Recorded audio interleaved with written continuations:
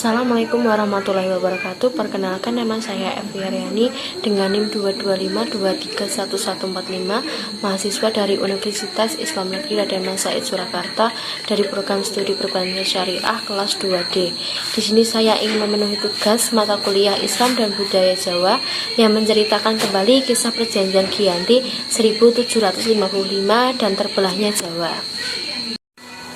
Perjanjian Giyanti adalah kesepakatan segitiga politik antara Pakubuwana III, Pangeran Mangkubumi, dan Perserikatan Persaudaraan Dagang India Belanda atau VOC pada 13 Februari 1755.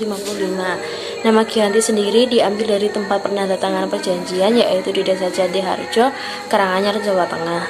Perjanjian Giyanti itu dibuat dalam rangka meredam api konflik yang telah terjadi berlarut-larut setelah perpindahan Keraton Kartosura ke Surakarta.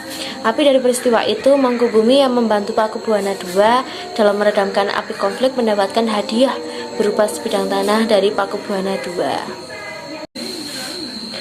Namun luas tanah yang diberikan rupanya menimbulkan kecemburuan.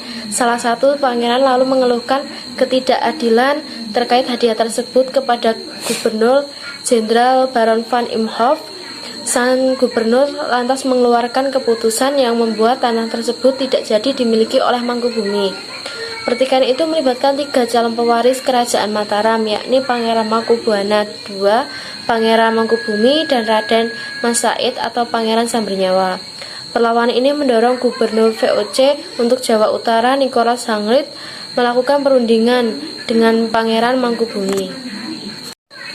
Setelah berkali-kali melakukan perundingan, Hangrit bersepakat dengan keinginan Pangeran Mangkubumi yang juga hendak jadi penguasa di tanah Jawa. Pada 23 September 1754, nota kesepamahaman antara VOC dan Mangkubumi terlaksana. Dengan nota tersebut disampaikan kepada Pakubuwana III, sang pengganti Pakubuwana II. Nota tersebut menyatakan bahwa Pangeran Mangkubumi mendapatkan wilayahnya. Pada 4 November 1754, Pakubuwana III menyatakan persetujuan terhadap hasil perundingan Gubernur Jawa Tengah dengan Mangkubumi tersebut. Surat pernyataan itu disampaikan oleh Pakubuwana III kepada Gubernur Jenderal VOC Jacob Marshall. Penandatanganan perjanjian Giyanti ini menjadi pangkal dari terbelahnya tanah Jawa menjadi 2 bagian atau dikenal dengan istilah Palihan Nagai. Hal ini menjadi awal mula naiknya tahta Mangkubumi di Yogyakarta sebagai Sri Sultan Hamengkubuwana I dengan gelar Senopati Engalogo Sayyidin Panotogomo Khalifatullah sejak perjanjian yang ditandatangani pada 13 Februari 1755. Lalu setelah 2 hari kemudian, di tanggal 15 Februari 1755, mengadakan pertemuan untuk meneruskan pembagian atribut keraton, antara lain yaitu pertama, keris yang menjadi pusaka raja diserahkan kepada Sultan Hamengkubuwana I, kedua, bahasa, Yogyakarta menuliskan bahasa Bagongan, ketiga, tari, lalu penutup kepala atau blangkon. Sementara itu, setelah perjanjian Giyanti, Raden Mas Said atau Pangeran Sambernyawa yang dahulu membantu Mangkubumi masih terus melakukan pemberontakan. Pangeran Sambernyawa yang merupakan terah Pakubuwana turut menuntut hak sebagai penguasa wilayah. Dalam gerakannya pada Oktober 1755, Pangeran Sambernyawa berhasil mengalahkan satu kelompok pasukan VOC. Kemudian pada Februari 1756, ia hampir membakar keraton yang baru didirikan di Yogyakarta.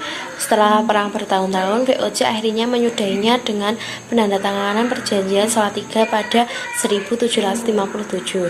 Perjanjian ini membuat tanah Jawa kembali bangkit. Pada perjanjian ini disepakati bahwa Pangeran Sambernyawa mendapat sebagian di wilayah Kayusunanan Surakarta, yaitu Kadipaten Mangkunegaran. Pangeran Sambernyawa pun berjatah tahta dengan gelar Kanjeng Gusti Pangeran Adipati Arya Mangkunegara Lelono Jayamisesa Senopati ing Aloga Satriya Raga Mataram ing Nagari Surakarta Adiningrat. Keterbelahan Jawa ini kemudian belum berhenti. Pada 1813 di masa Gubernur Jenderal Thomas Stamford Raffles dari Kerajaan Inggris, Kesultanan Yogyakarta juga terbelah dengan lahirnya Pakulaman. Dengan demikian, tanah Jawa memiliki 4 wilayah pemerintahan, yaitu Pakulaman, Yogyakarta, Surakarta, dan Mangkunegaran. Masing-masing tumbuh dengan perbedaan model dan politik. Sekian dari saya, kurang lebihnya mohon maaf. Akhirul salam. Wassalamualaikum warahmatullahi wabarakatuh.